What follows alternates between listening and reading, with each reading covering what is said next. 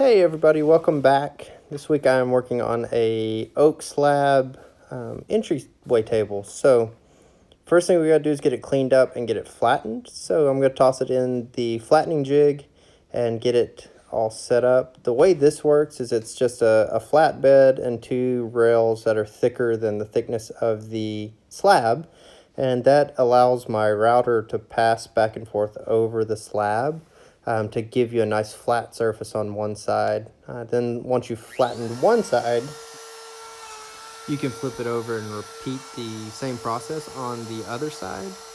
Or like you'll see here in a few minutes, if it will fit through the planer, you can just run it through your planer to give you a nice clean side on that second side. It is a bit of a tedious process, and man, does it make a mess. I'm still finding dust from this project.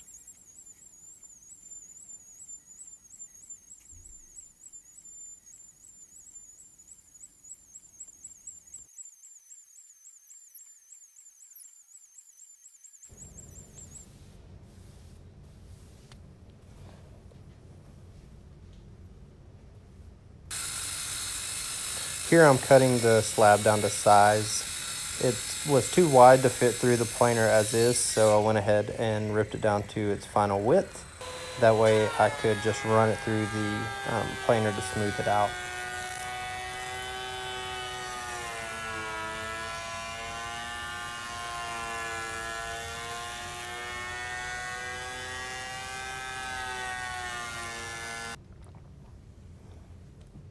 All right, so got it flat, got it trimmed to width. Now we need to cut it to length. So the client wanted this one to be 6 foot long, so we took a measurement from the end and marked our cut line.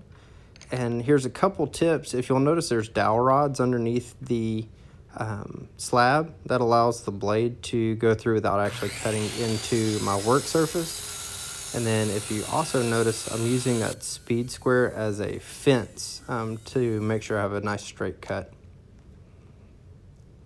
After it's all cut down to size, it's time to sand and sand and sand and sand. So started out at 80 grit, went to 120 and up to 220 on this particular piece. Also, this piece it had been stored in a barn for like 14 or 15 years, so we had some worm holes to work with, so just soaked it down with a little bit of water, took a wire brush, and got all the dirt out of there.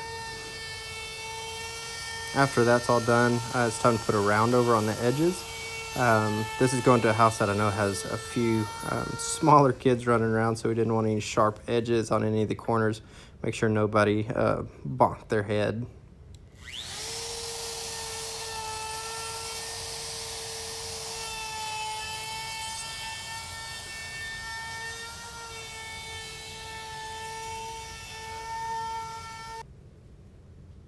All right, so sanded up to 220 grit, it's ready for some finish. What I used on this project was the Minwax Wipe-On Poly. You put it on just how it sounds. You put some on the surface, get a rag, and you just wipe it on. I put 3 coats of the Wipe-On Poly and then finished it out with a coat of the Minwax Paste Wax, just to give it that nice soft feel. Then to attach the steel legs, I used some threaded inserts. So got the bit and I put a little flag on there to tell me how deep I needed to drill. If you look close, the flag actually clears your shavings away once you've reached the proper depth. That way it's really easy to see when you've hit your line. Then you just put the threaded insert in with a ratchet. Just put it in the hole, tighten it up, and ready to accept the bolt.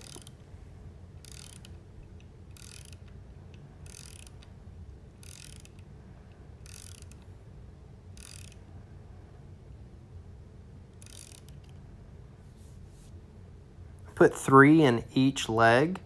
So all you do is line up your holes, tighten it down snug. You don't want it super tight. You do want the wood to be able to move in those slots to allow movement over the seasons.